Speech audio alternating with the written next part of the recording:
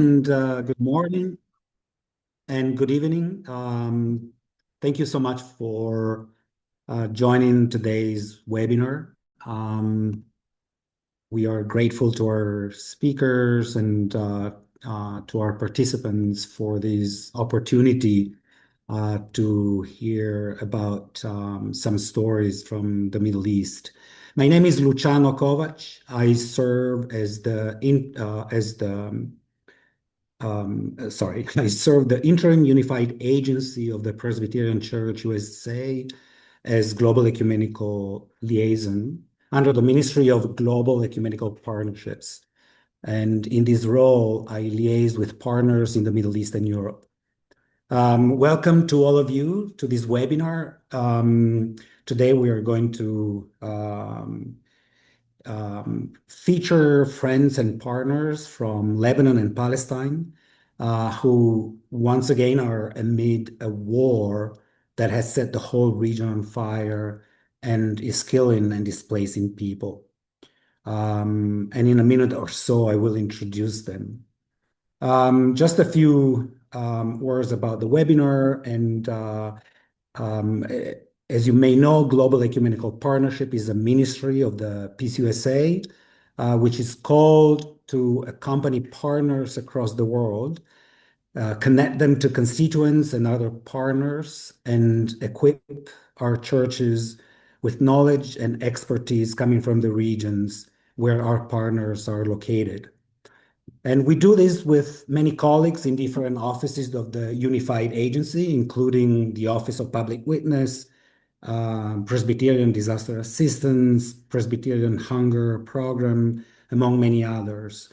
And also with PCUSA's partnership networks, such as the Syria-Lebanon Partnership Network, the Palestinian Justice Network, and others. And I know that there are members of these networks on the webinar. The PCUSA General Assembly has mandated us to lift the voices of our partners in the Middle East through educational and advocacy opportunities such as this. In the past, we held a series of webinars on challenging Christian Zionism, as our General Assembly has mandated us in 2004 and again in 2024. And this is the first of many webinars we hope to host this year that will allow our partners to share about their lives, their struggle, and their work. And we ask that you come to the webinar with a desire to listen and learn. We encourage you to engage with the speakers by asking questions after the presentations when time comes, and to do so through the Q&A function. Among the panelists is also my colleague Ellen Sherby, who is the manager of the Global Ecumenical Liaisons, who is helping today with troubleshooting and technical issues, and I want to thank her for her support. So let me turn now to our presenters. I will introduce them one at a time before they present. Each of them will have between 10 and 15 minutes to share their story and the work that they do. I'm very grateful for your presence, Melissa, Ashraf, and Areej. So we are going to start with Melissa Bridi. Melissa Bridi is the Regional Secretary of the World Student Christian Federation Middle East. She's based in Beirut, Lebanon. Melissa holds a bachelor's degree in law and a master's degree in conflict management and humanitarian action. And she belongs to the Greek Orthodox Church. Welcome, Melissa, and the floor is yours. Thank you, Luciano, for presenting me. I'm very glad to be with you here, and thank you for this opportunity. It's my second year with WSCF, fulfilling this position, and already it's the second war I witnessed in this mandate. So you can't imagine how difficult it is to work in such an environment. I will I will give you like a quick overview about Lebanon now and in the past few years, how was the situation? Just because I really honestly don't know what Western media give you access to. So maybe this info you already know, and maybe it would be new for you. I have no idea because I know that social media and Western media might not give you the right image. So Lebanon today is facing multiple overlapping crises. So it's not only one, it's not only the war now. It's an ongoing military escalation, a deep economic collapse, and several political instabilities that has weakened state institutions and public services. Since the latest escalation that began in March 2026, Israeli airstrikes across Lebanon have killed around 570 people and injured more than 1,440, according to Lebanese health authorities, and more than 100 are children. So in the last 2 weeks, all of this happened. The attacks are affecting several areas, including South Lebanon, the Bekaa Valley, and the suburbs of Beirut. The escalation has forced hundreds of thousands of people to flee their homes, with estimated of around 700 displaced across the country, and 400,000 of them flew in one day. It was last week because Israel warned at the same time half of South Lebanon with the suburbs of Beirut at the same time. Usually, a few years the last war, they used to tell one building to evacuate, but this time they told everyone to evacuate from the whole area. So 400,000 were evacuated in one day. The war comes on top of several economic collapses that started in 2019 and is still ongoing. And in 2020, we had the Beirut port explosion, also that affected our economy a lot. And of course, we had many mental damages and real losses. 200,000 people were injured in that day. And I don't know the number of people that died. And we lost over 98% of our currency at that time as well. So usually Lebanon used to have like a big middle class. And now people are like more than 80% of our population suffer from poverty. And that was in like, the last 5 years. Lebanon also continues to experience political paralysis with weak government and limited state capacity to respond effectively to the crisis. The continuous cycle of crisis, economic collapse, political instability, and now war, and are deeply affected the mental health and future prospects of young people. Now, we are suffering of the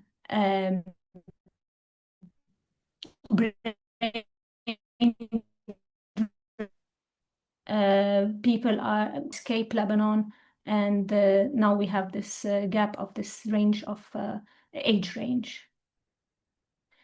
Lebanon is currently not dealing with a crisis, but with the accumulation of several crises. So this is what I already said.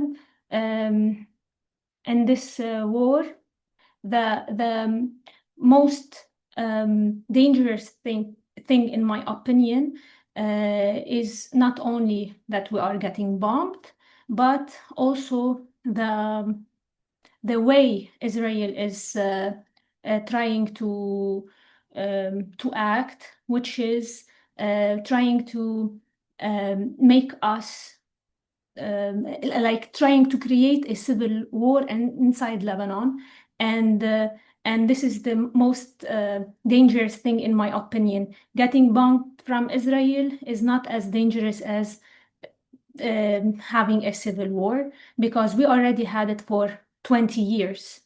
We already know how bad it is and how suffering it is. How it's doing it right now by forcing us not to help the displaced people. They are calling the municipalities and telling them, if you host any of the displaced people, you will also get bombed.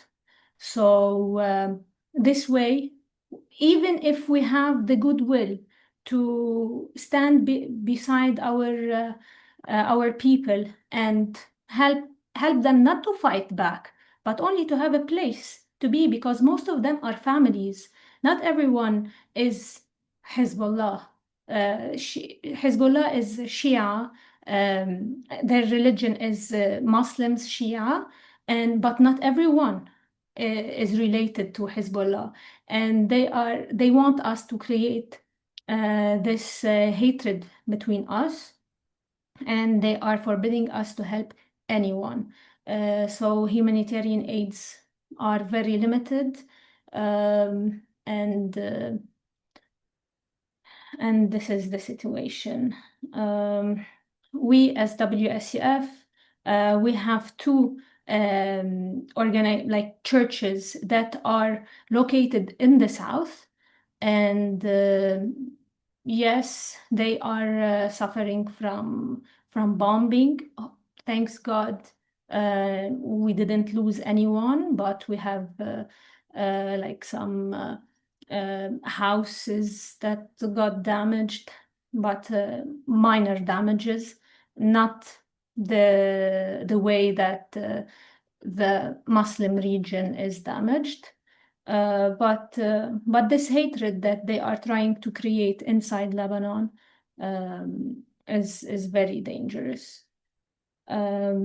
Also, they are trying to create, because Lebanon is a little bit divided by areas, and each area has its own religion that is living there. I myself, like personally, I'm not in a dangerous area. I live in a purely Christian area where we might hear some bombs from now and then, but it's not very disturbing.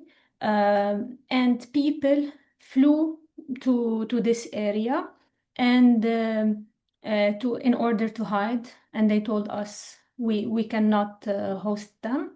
And yesterday, only yesterday, we received from some fake calls telling us that you have to flee and evacuate your houses.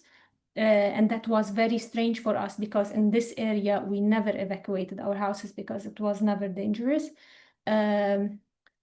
Because they want us to start hating more and more the Muslim Shia people. We knew that this was like fake calls and they are not true, so we didn't leave. But like chaos is starting to be in Lebanon. And that's it for now. I will keep time for questions at the end.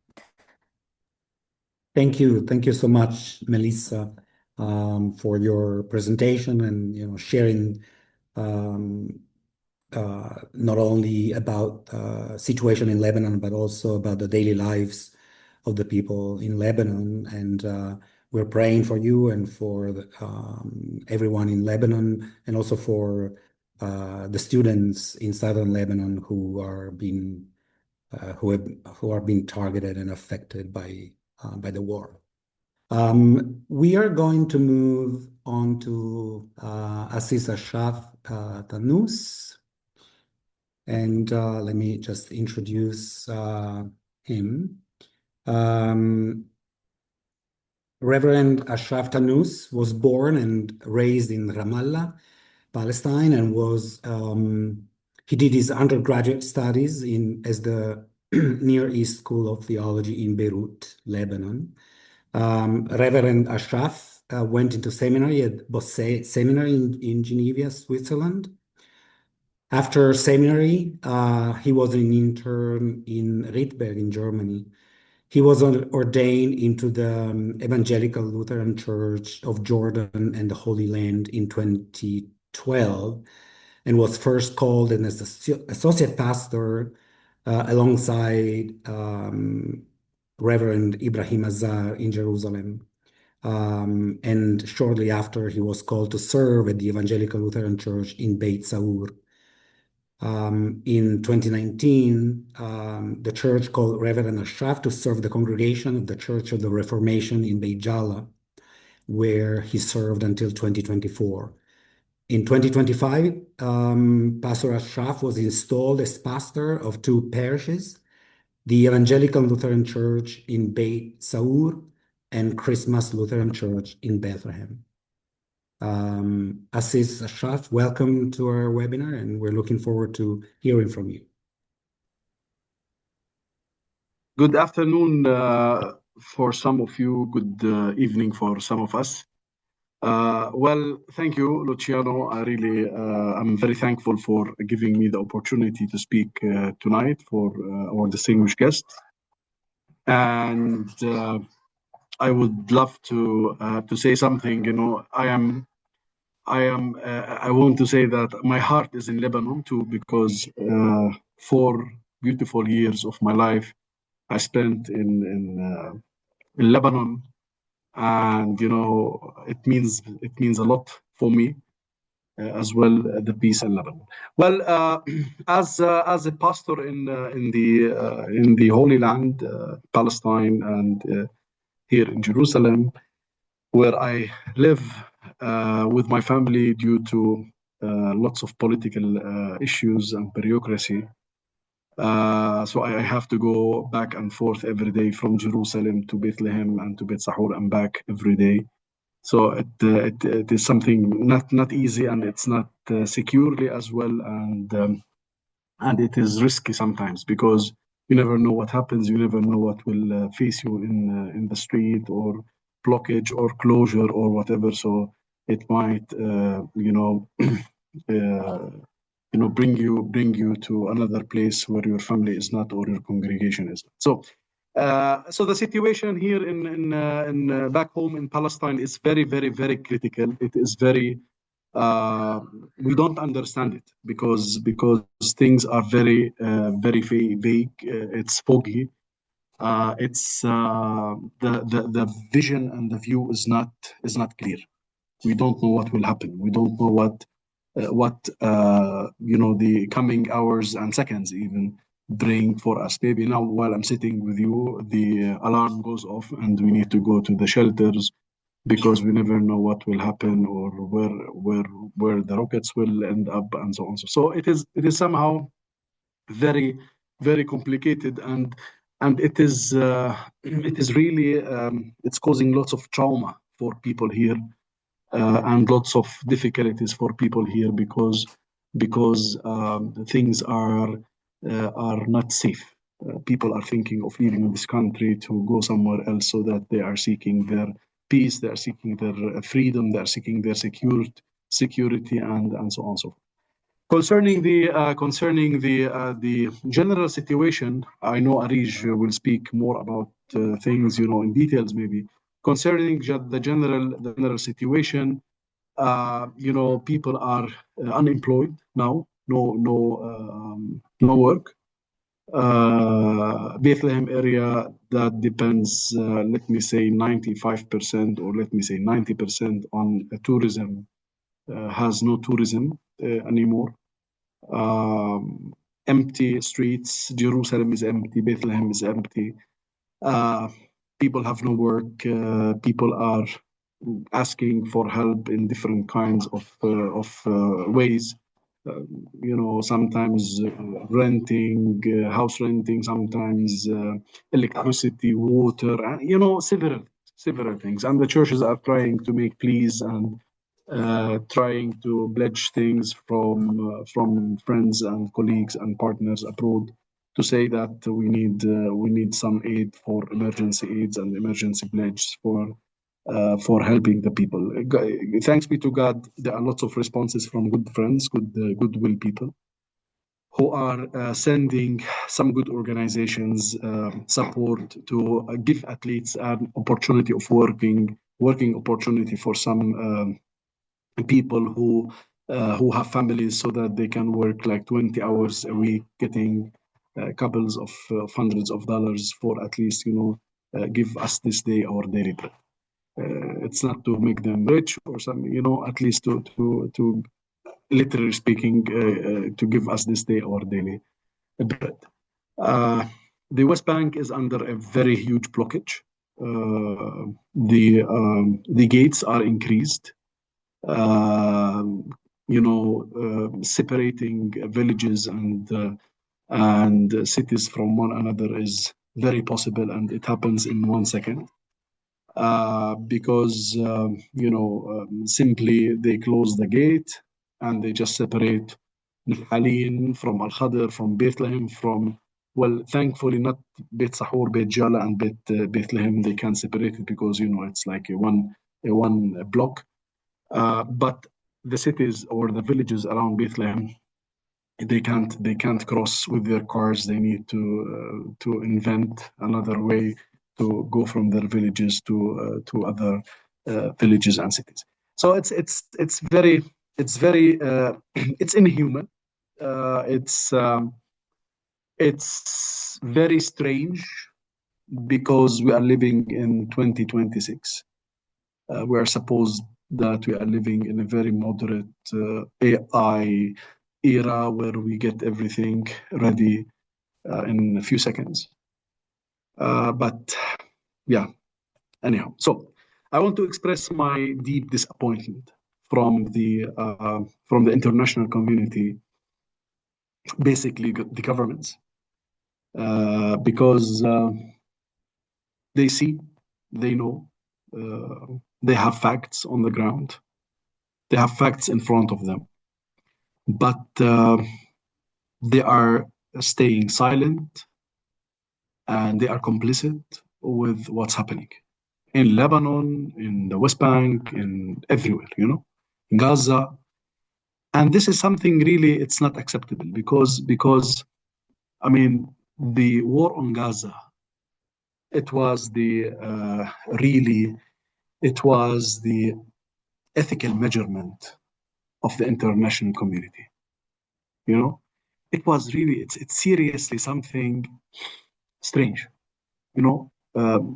As a pastor who have studied in Switzerland and worked in Germany and have good friends from the US and from all over the world, who has been preached on human rights, children rights, women rights, international laws, and so on. So these pictures and these facts and these teachings that I was taught by friends abroad, it collapsed in front of my eyes because I felt that it was only slogan.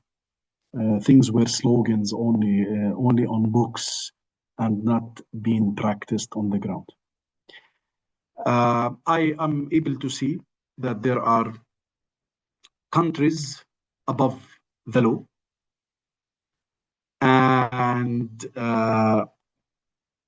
the international community is as well, and again, is staying silent. Nobody is holding anyone who is above the law accountable. On the contrary, they clap hands, they allow international criminals to fly over their countries. I mean, they keep on supporting with weapons, paying money for the killing and the invasion of Lebanon, of even soon, I hope, but not. I mean, Jordan, Syria, Egypt, soon, I hope not. I mean, things on the ground are not really, you know, clear for the international community, but it's clear for us as Middle Eastern. I want to say something, and I hope it will not happen, but if a Palestinian or anyone who is not, let me say, Israeli or American, says that we are fighting for the greater Israel from the Nile to the Euphrates, and if a minister or a normal people or a normal person says that here is Palestine, the great Palestine, it's from the Nile, it's from the river to the sea. The whole international community stood up and said that, oh, this is anti-Semitism, this is racism, the Palestinians want to throw the Israelis in the sea, and so on and so forth. And recently, we are seeing ministers, we are seeing prime minister, we are seeing officials in Israel and several other places speaking about the right of Israel to control and to possess the land from the Nile to the Euphrates. Pictures have been shown on TVs and social media of the greater Israel from the Nile to the Euphrates. The flag of Israel was put on Saudi Arabia, on Syria, on Lebanon, on Egypt, on. No, you know, a very official politician and, ambassador said that the Israelis have a divine paper from God that this land belongs to them. None of the European officials and politicians says anything. None of them. Nobody speak anything. They just stay silent. And silence mean complicity. When you are silent, then you agree on what is being said. The situation is very critical, and it's more dangerous than we are thinking about. It's a very huge plan. It is the new Middle East that America spoke about like 15 years ago. They are applying it today. Things are very clear. It is spoken out loud in the media and by presidents of countries. And unfortunately, the other countries who are fighting for human rights, for international law, they stay silent, they act nothing. On the contrary, they stay silent. I'm sorry I'm saying this, but these are facts, and these are facts on the ground. We are seeing it, we are living it every day, we are sensing it. It's very sensible for us in Palestine here, and may God help us.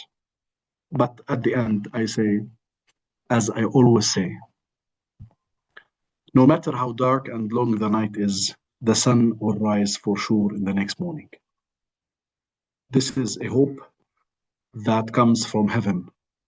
It does not come from anywhere else except from heaven, because hope was born here in Bethlehem, in the city of peace. And peace was born here in the cradle, in the Nativity Church.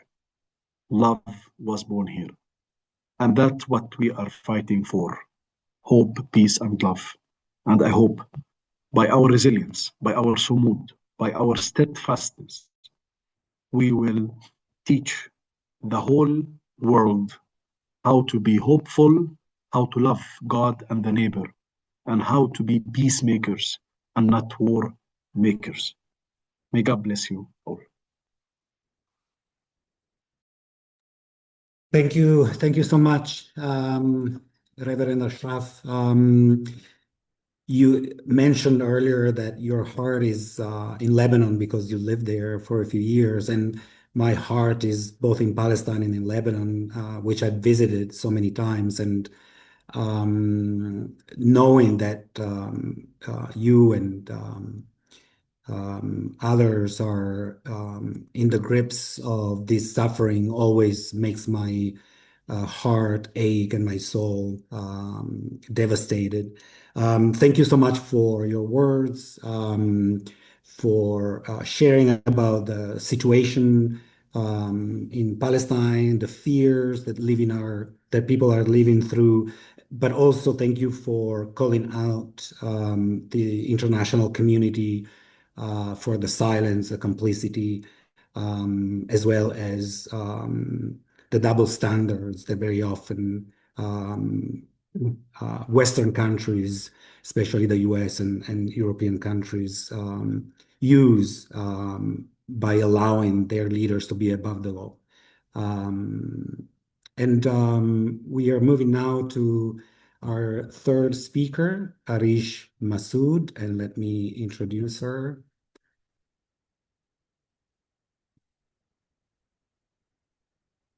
Areej Masoud is the founding director of Khayari Women's Leadership and Economic Empowerment Organization in Bethlehem, which was established in 2023.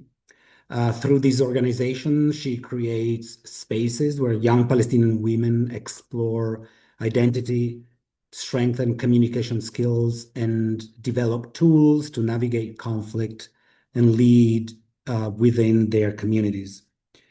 Areej studied religious studies and psychology at Bethlehem University, grounding her work in faith and human understanding. Of Syriac heritage from Turabdin, an ethno-religious community displaced during the Ottoman genocide, she's a second-generation Palestinian-born descendant of that history. Growing up under apartheid shaped her commitment to justice and community leadership. Through Khayari, Areej nurtures the next generation of Palestinian women leaders, having already worked directly with nearly 100 young participants. Welcome to our webinar, Areej, and the floor is yours. Thank you, Luciano, and everyone for sharing and for holding this space. And I want to jump right into it for the sake of time and having time for questions and answers to highlight that we officially started this organization in 2023, and that's the June 2023. And that's only a few months before the genocide started. So you can imagine the experiences that shaped the organization and how much we jumped literally into serving the community and the needs that were emerging. And if I want to summarize what we do as an organization, we work with young adults and we respond to their emerging needs. For those young adults, it's whatever they need, we will make sure that we find resources for them, we provide for them, and we network for them and with them. So it's sort of like companionship or life coaching with this critical age group in this community that is almost always forgotten. We always talk about elder people. Maybe we talk about women, but I think we have in mind also more specifically women, mothers or children. But what about the young adults? Which, of course, every category of the society is essential to mention, to hold, to respect, to be cautious for. But also, young adults need more support than we think. And one of the things I'm assuming everyone who's on the webinar is a friend and is familiar with the Palestinian context in general. And one of the things that always trigger me is the word resilience. And everyone is astonished by Palestinian resilience in a way that they romanticize the word sometimes, as if we do have a different choice or another choice to be anything but resilient. And that's what scares me the most about working with young adults. They do seem resilient. They do act strong. They do act with aspiration and inspire, and they always look forward for the future. But there's always a cost to that, and there's always an underlining fear. There's always an underlining trauma. There's always work to be done that we need to provide for them. So that's what we focus on. And one of the things we do is we create a community by training them and building their skills into identity, into main topics like identity, communication, and conflict management. And of course, those goes on so many essential levels of the needs that those young adults need. And this is all based on multiple focus groups that we keep on refreshing and keep on working on to stay relevant with those women and their needs. Which leads into creating a community of women that hasn't been connected in this way before. As Melissa, as you shared, like the Palestinian reality is also an accumulation of crises, and we cannot even use post-traumatic disorder on Palestinian people to treat or to navigate in that way because it's not post, it's still ongoing. Every crisis is bigger than the one before. And there's a lot to navigate and dismantle as we are going with through this journey with those young adults who are shaping their identity. And on the 8th of March, it was International Women's Day that we couldn't really celebrate because how can we celebrate that, or what message do we hold on that day?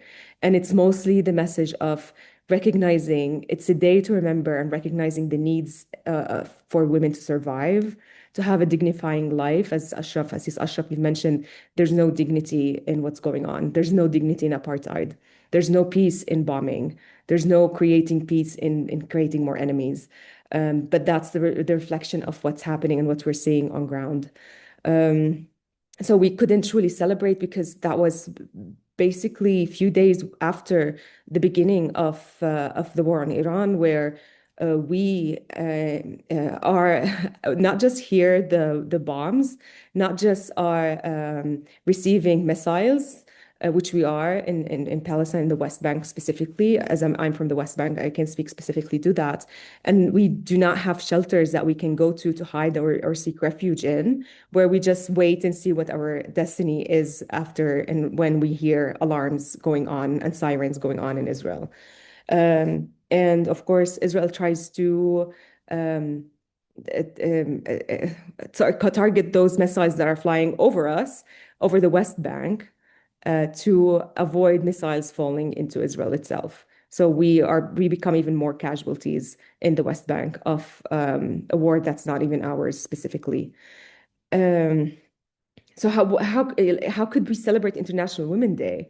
But the only thing I was thinking about, this was the week we were discussing and practicing self-care with the women, with the community of women we have.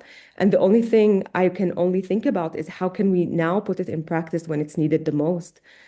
So we're literally having tomorrow a session on applying self-care, on how can you recognize patterns and what's happening? How can you take a breath? How can you just recognize what you're feeling and the emotions you're holding as you're going through this? Because I wanted to share with you that one of the first experiences I hear from women, they say when they join this community or when a crisis happens in Palestine. One of, since I touched already based on that, they would say, I feel physical pain, but I don't know where it's coming from. I go to doctors, they tell me I'm fine, there's nothing wrong with me, but I truly feel pain. And this is, they sometimes don't understand that this is trauma that's showing in physical ways.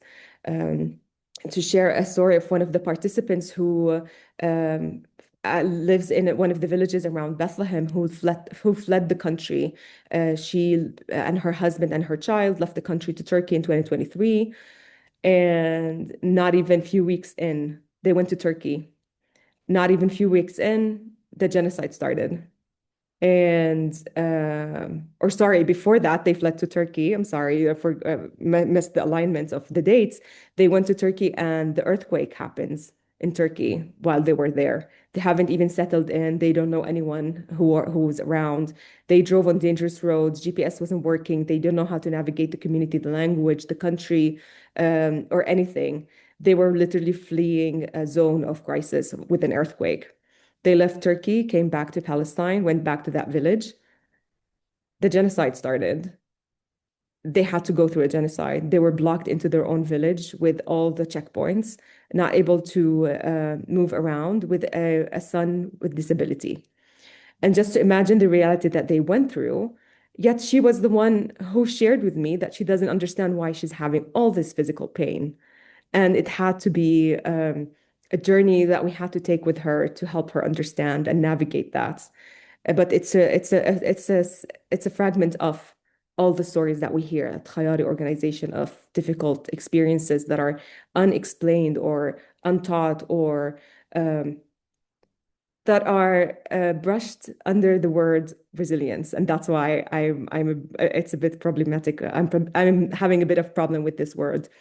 Or the fact that some of the experiences, the first experiences that they would share with me, is that they feel like there's nothing to do. And that's in sense of on a justice level, like, what can we do? There's rockets everywhere, there's bombing everywhere. They feel helpless. So we try to navigate and understand how to understand conflict, or manage conflict, at least in smaller zones or smaller ways that might not be on a political level that we can't change, but at least how can we do advocacy? How can we do conflict mapping? How can we understand the resources of everything that will help us navigate that? And that's where I'm very thankful for PCUSA for holding this space to include the international community in this conversation, because it can't be a Palestinian's work alone to dismantle such a system of apartheid and a genocidal system of what Israel's doing. And of course, that there's nothing to do, of course, reflects also socially, or on a network level. They feel lonely, they feel it's heavy, they feel like they're stuck, and we help take them out. Take them out of this mindset or this experience, where we build the network with them. And Assis, Ashraf, you mentioned also unemployment, which is also a huge a reflection or outcome of the occupation or the apartheid system that we live under. And as I mentioned, youth is a forgotten category of youth, because for youth, it's almost 47% of youth are they are in work or education or training, but for women, they're mostly affected, with 63% being unemployed. Those are actively seeking for jobs. And that's a huge number. We're talking about most than half of the women population are unemployed and looking and aren't seeing any hope with finding a job. And those statistics were pre-genocide 2023. So you can imagine how much the numbers got worse after that. We don't have the statistics on hand for that right now, but I think we will see the effects in the later on surveys that would come after. One of the also mostly brushed feelings or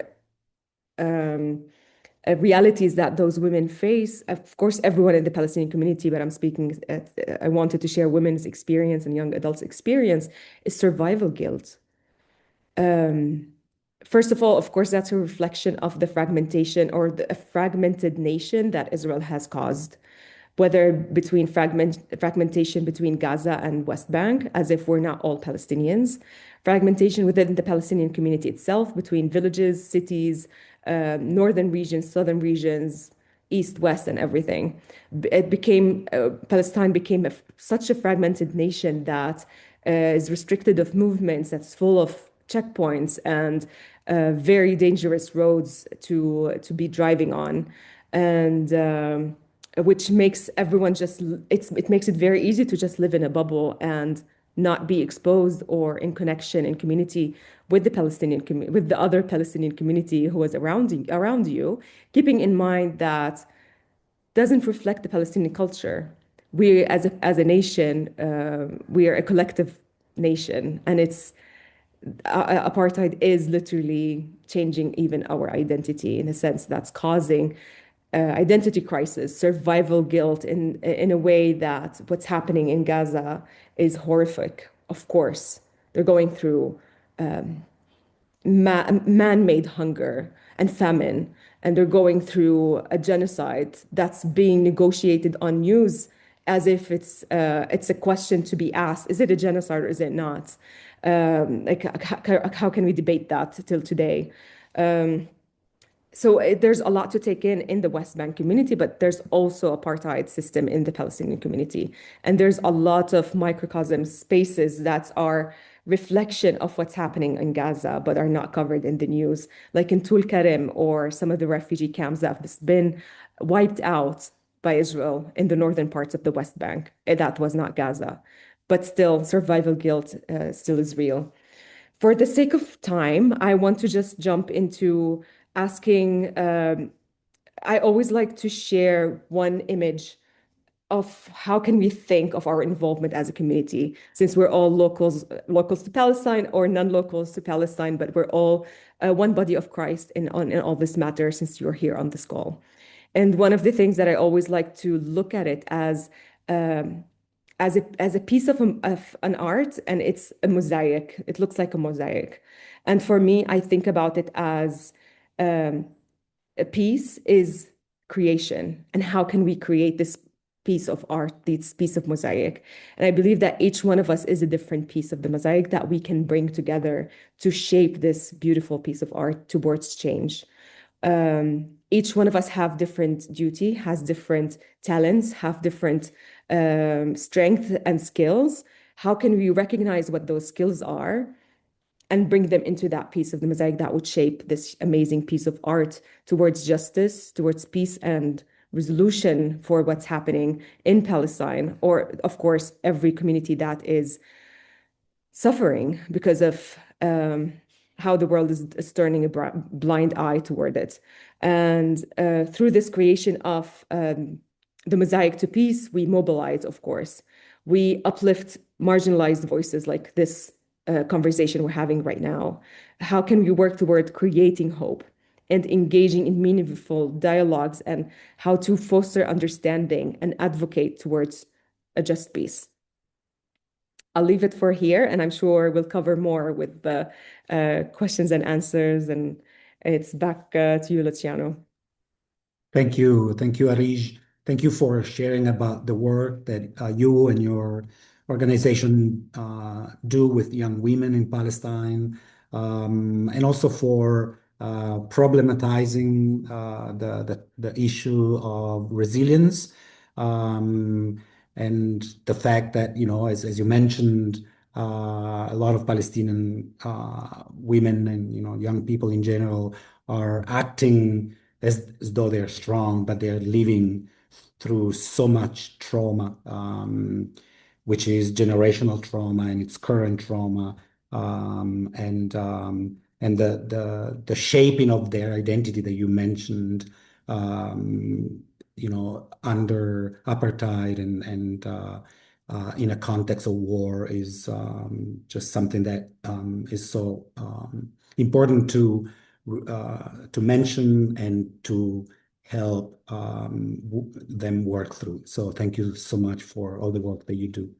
So now we're going to open up for Q&A, and I'm asking participants to write their questions or comments in the Q&A chat. There's a comment by Jennifer thanking Reverend Ashraf Tannous for naming how Zionism is being conflated with anti-Semitism.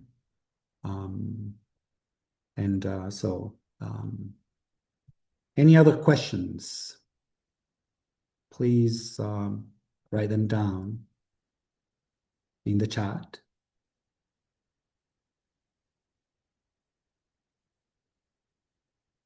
Well, I'm sorry, but meanwhile, can I say something? Absolutely. Yeah. I mean, honestly speaking, I mean, it's very important for me as well as a pastor to give some spiritual as well way of seeing the issue. I want to say that as a Christian who lead the prayer and lead the service at the church, I have sometimes difficulties to pray the Lord's Prayer.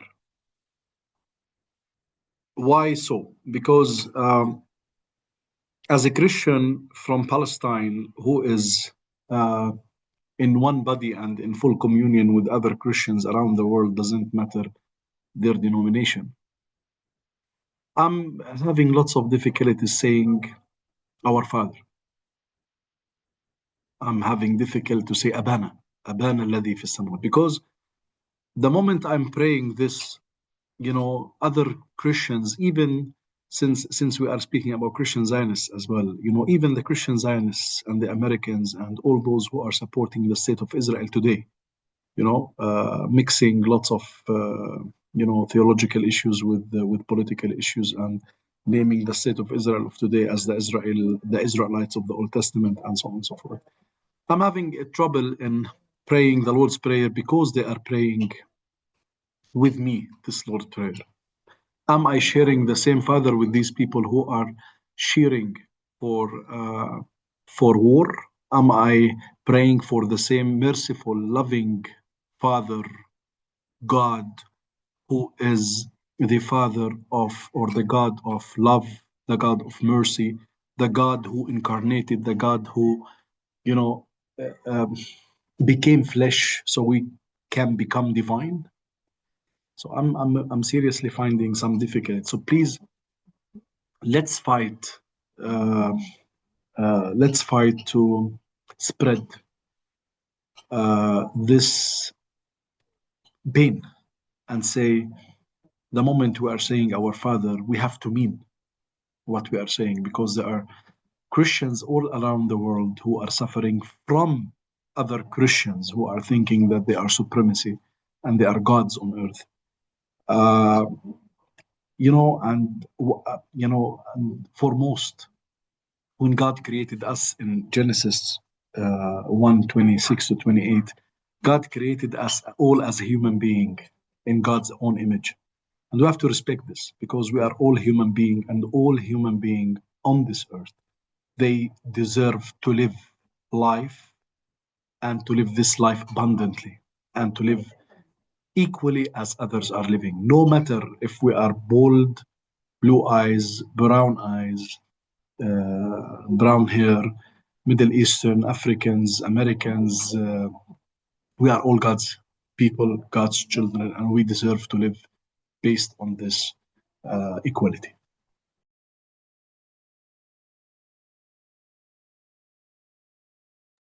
Thank you so much for your intervention, Assis. I'm going to ask Catherine Gordon, who is our staff in Washington, D.C., in the Office of Public Witness, to come on for a couple of minutes.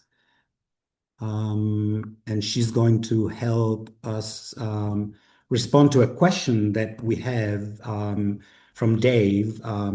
How is PCUSA currently responding to these needs, and what additional response would you desire? From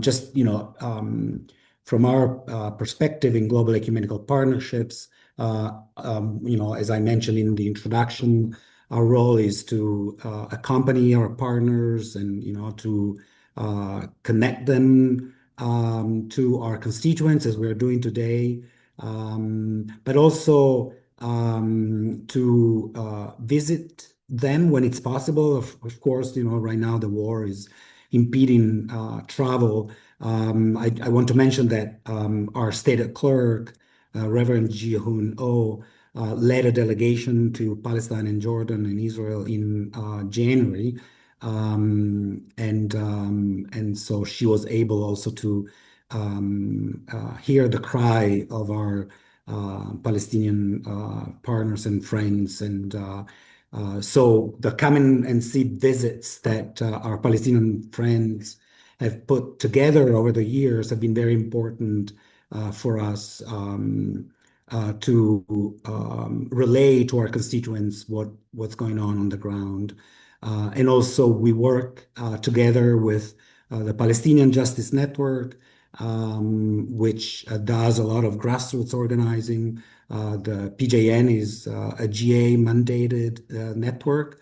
For instance, together with two other organizations, they published a study guide, a congregational study guide on the Kairos 2 document.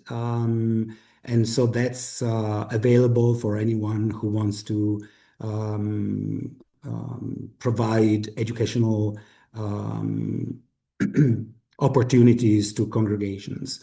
And also, we support our partners through grants, both Global Ecumenical Partnerships, Presbyterian Disaster Assistance, and Presbyterian Hunger Programs provide financial support to our partners, both in Palestine and in Lebanon. Catherine, would you talk to us about policy issues?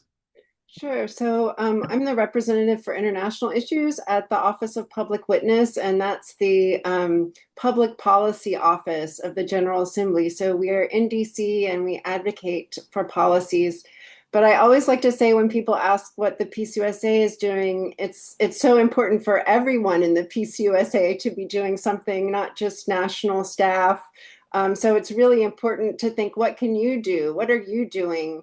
How are you active and mobilizing your community to stop some of these horrible situations? And we can assist you in doing that. So we work ecumenically in DC, and right now our focus on the Iran war. We were working on the War Powers Resolution, and now we're working on the Iran Supplemental. And that's an area, if you want to do direct public policy advocacy, is stopping the Iran Supplemental, because it's another way of Congress giving approval for what's going on. So we want them to stop that. And then in terms of Israel-Palestine, we're working on legislation that would block the bomb. It's called Block the Bomb, and it would block weapons going to Israel. And if you want more information about that, we can give that to you. Feel free to contact me. We work in coalition with Churches for Middle East Peace, and also the Ceasefire Now Coalition, which is a broader coalition of faith community, but also NGOs like Amnesty and UNRWA, working together to raise awareness, to advocate with Congress, to try to find a solution for these issues. Thank you so much, Catherine. We appreciate it. There's another comment by Vicky, not a question. Thank you to our brave panel members. My heart breaks for what our country, the USA, has initiated and has added to the strife and conflict in the Middle East. Truly, much can a person, a nation take on. Bob and Holly are asking a question. How are you doing yourselves? Where do you find strength to go on? As a PCUSA minister, I'm part of the ELCA book club reading Christ in the Rubble by Munter Isaac. Would you like to respond briefly to this question? Any of the panelists? I can say something, because I don't want to sound like a pessimist by saying, like, don't tell us we're resilient, don't say that. I don't mean it in a negative annotation, but I don't want to romanticize certain words that would just cancel out also our experiences. I'm always honest, and to answer this question, how am I doing myself? I can say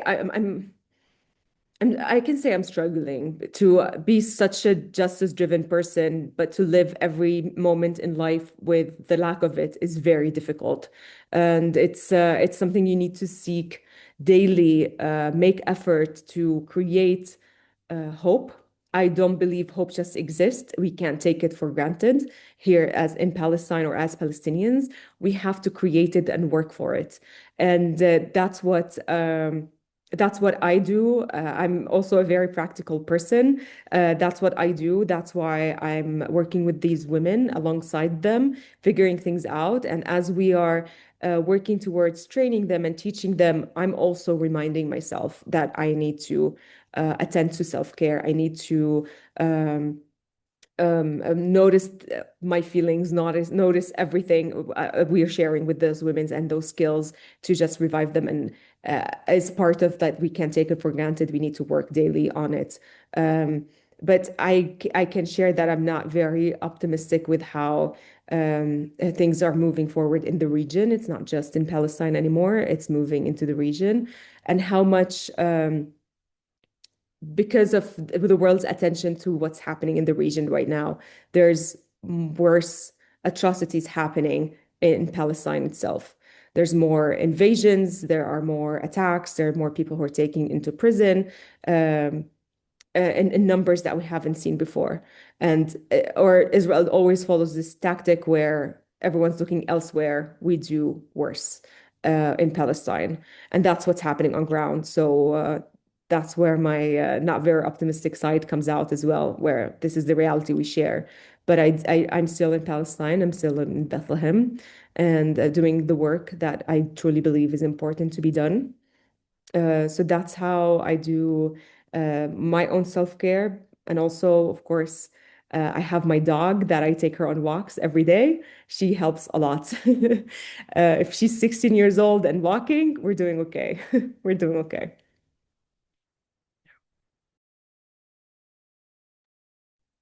Thank you, Areej. We're coming up to the end of the webinar. It's 1 p.m. Eastern time, I think. It's 6 p.m. my time, 7 p.m. in Palestine and Lebanon. There are still a couple of questions I'm going to ask. I'm just going to briefly mention a couple of them, and if you want to briefly answer them, please do so, and then we'll close with a prayer. One question is about political parties in Lebanon and Palestine, and whether they're actively responding to the crisis. Does any of you want to take on this Yeah, question? well, honestly speaking, I mean, such questions, with all respect, I think it is the essence of our problem, because such questions legitimize the occupation, and such questions is being taken as grounds to legitimize killing and legitimize the genocide and so on and so forth. Simple question or simple answer. Hamas, I am a pacifist man. I'm against all kinds of violence. Hamas, agreed on they have followed the peace plan. Okay, literally, and still until today, several Palestinians has been massacred by Israeli missiles in Gaza. I don't want to speak about Lebanon, but I'm speaking about myself. This is the first thing. Secondly, are there Hamas in the West Bank area? Since the war on Gaza, the genocide, no action was happened in the West Bank that needs a serious action. In spite of that, we were put in big prison. We were closed up. We were killed. We were attacked. Christian villages have been burnt, and so on and so forth. Please don't stop asking such questions, because the problem did not start since the 7th of October. The problem started around 80 years ago by the occupation and by the Nakba, which is the catastrophe in 1948. And I always like to remind our audience about the lemon tree story. I don't know if you hear about it or if you have read it. The lemon tree is calling those who fight against the Nazis free fighters or fighter seeker or whatever. But for the Nazis regime, they were terrorists, and they were people who did ugly things. But for them, they were seeking and trying to do. They are seeking their freedom. This is how they think. This is how they are act. Why? Because this is how they believe. I don't believe in such thing. I don't believe in violence. I believe in sitting, speaking, until we reach to a solution. Now, this is my my wish and my prayer. Look to the wider picture. Don't look only to the narrower picture. Thank you. Thank you so much. Can I add One something last question. about, sorry, can I add something about Yes, Lebanon? please, Melissa. And there's I'm also a sure. question directly to you, Melissa, about the source of the fake calls to create strife between Christian and Muslims. So if you want to address that as well. Okay, first of all, sorry, I don't have my camera on, but the internet is very, very bad. I have a very bad connection, and this is also because of that current situation. So whenever we have airstrikes, the internet goes off, and already twice my electricity was shut. This is why I had a black image before. So this is also one of the situations that we are living. So we don't have access 24 hours for internet or for electricity. Assis, you said that I believe in talking and speaking. Lebanon tried to do this last year with the last war, and and Hezbollah signed a ceasefire agreement, and since they signed the ceasefire agreement until 2 weeks ago, not even one missile or any gunshot was from Lebanon's side, but more than 1,500 times Israel breached the agreement. So even speaking with them is difficult because they don't abide with the rules that they create. About the source, we don't know the source, yes, of the fake calls, but the political parties in Lebanon, not all of them are with what's happening, and they are not. They don't want to help. Like they are taking Israel's side because they think that Hezbollah is a terrorist, and what he is doing with Israel, he will do this in Lebanon as well. While since the creation of Hezbollah, we didn't have any incidents with them in Lebanon, while like they are limiting their weapons to defend Lebanon. And now the government, they are forced to like take out the weapons from Hezbollah, or else they will be like Lebanon will be at risk of getting bombed. All of it. This is what Israel said. Either you take Hezbollah's weapons, or else we will bomb all Lebanon. And no one, sorry, this decision is very difficult for Lebanon, because if they take, first of all, we don't have the power to take Hezbollah's weapons, and if we do, then we will also have a civil war again in Lebanon. So whatever decision we take, we will get bombed, either from Israel or from Hezbollah. So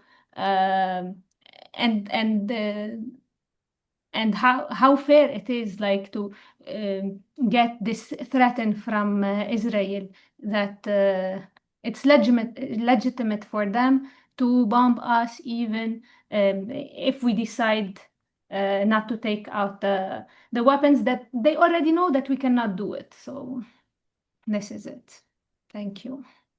Thank you, Melissa. I want to lift up the message that our colleague Jermaine Ross Allen from the Center of Repair of the PCSA has written in the chat. And this is so basically his question to you, and then we'll end the webinar, is if you were to call on the PCUSA to assist in repairing historic harms being committed right now, what activities would you call for now? What historic activities would any of you name that help to understand how the Presbyterian family has contributed to harms currently underway?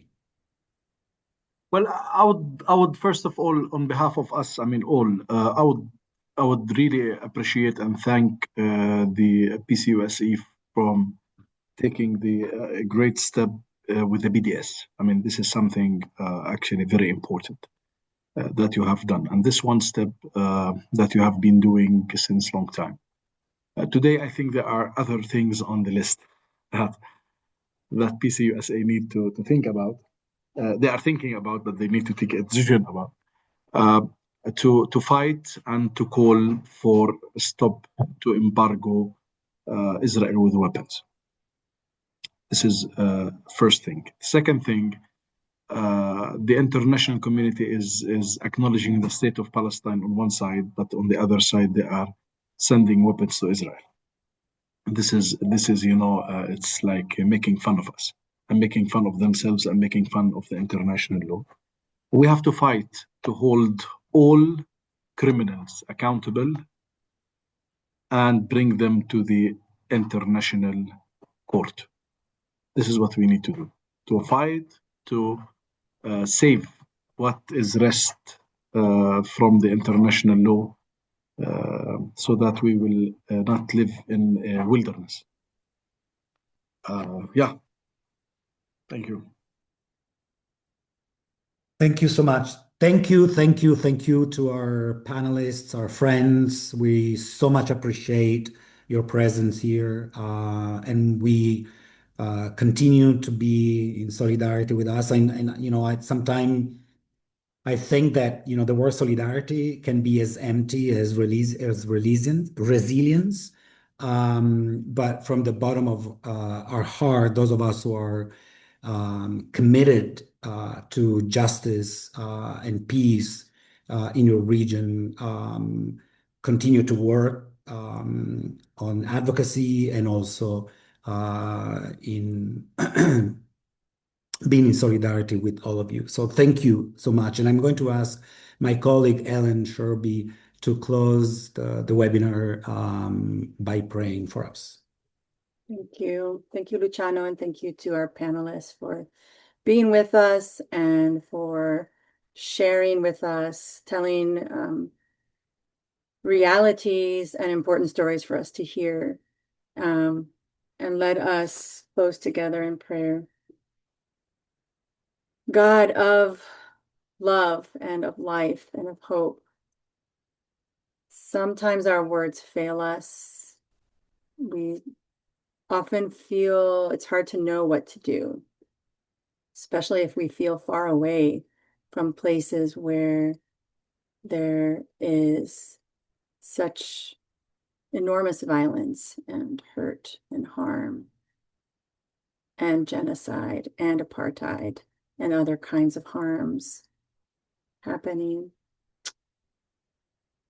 Above and beyond anything, God, we pray that you would help us to remember that indeed we are all your children, and that we all have something to do, to contribute. Help us, as our sister Areej said, to know how together and in our individual ways as a whole huge, beautiful mosaic to create a piece of art for change, so that each of us can be like a tile in that mosaic for change, for justice, for peace, for resolution. Give us energy and discernment for how we can do that, how you are calling us to speak and to act and to work for hope. Be with us in the remainder of our days and our nights, and we offer all of these prayers of our hearts to you in Christ, as one body and as all your children, we pray. Amen. Amen. Thank you, Ellen. Thank you. Bye-bye, everybody. Take care. Thank you. Luciano, Bye-bye. God bless. Luciano, Yes. I put an action alert in the chat, but I couldn't send it to everyone. If Oh. people want to take action, it's an action alert that calls on blocking the bomb and also sanctions on the West Bank settlers that are committing the violence. So if you want to put that link for everyone, thank you. You did. Sorry Okay. about that, Catherine. We can send out a follow-up with some of these links that have been shared. And to all participants, stay tuned because we'll have more webinars coming. And once again, Areej, Melissa, Ashraf, thank you so much. Thank Thank you. you. Do you want to take a picture? Is it possible or not? Yeah, I Yes. can do that. Want me to do that? Hold on a second. I'm gonna do 2 pictures. Ready? Okay, now I'm gonna do another one without me in it because I wasn't really in it. Okay. Okay, I like that. I got 2 pictures. Thank you. Thank Wonderful. you. Thank you. Thank you, everyone. Bye-bye. Take care. Bye. You too. Lots of love to all of you.